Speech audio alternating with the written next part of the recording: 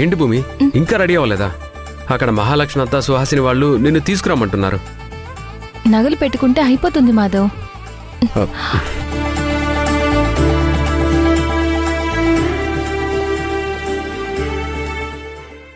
భూమి, ఈసారి మనకి బాబు పుట్టాలి.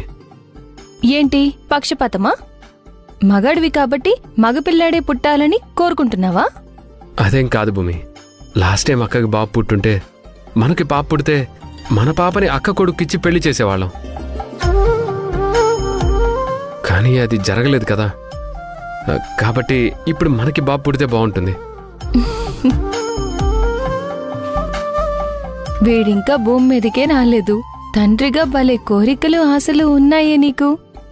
ఎంతైనా అప్పుడు మనం తల్లిదండ్రులం అవుతాం కదా. ఇలాంటి కోరికలు ఆశలు ఉండడం సహజమే.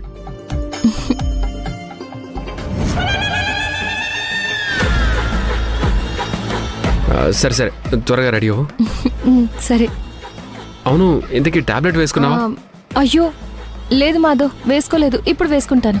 ఏంటి భూమి నువ్వు? టాబ్లెట్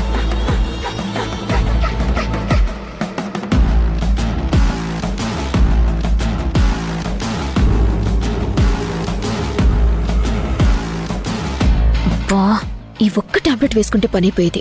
నాస నెరవేరేది. అమ్మా, నువ్వింకా రెడీ కాలేదా? నిన్ను కిందకి రమ్మంటున్నారు. కృష్ణ, భూమి కడుపులో పాపుందా బాబున్నాడా?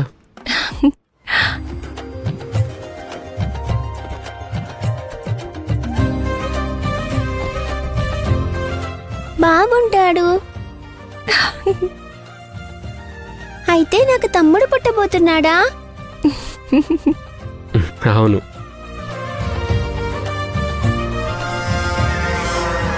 మాధవ్, మరి టాబ్లెట్? ఏంట్రా ఏదో టాబ్లెట్ అంటున్నారు? టాబ్లెట్ వేసుకోబోతుంటే ఉన్న ఒక్క టాబ్లెట్ కింద పడిపోయింది వదినా. అయ్యో,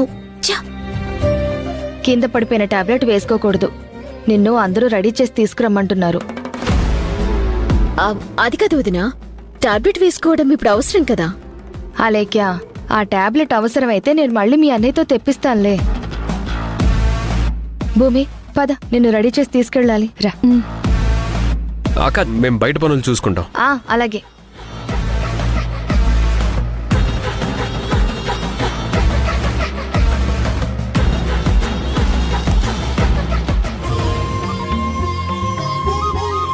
పంతులు గారు, అమ్మా, సరిపోతాయా? ఇంకేమైనా కావాలా? అన్నీ సరిపోతాయమ్మా.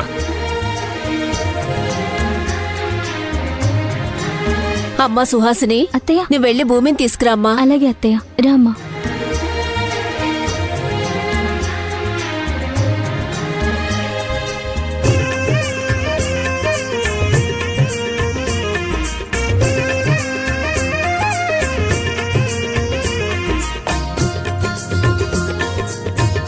భూమి, నువ్వొక బిడ్డకి జన్మనిచ్చే తల్లిలా లేవు.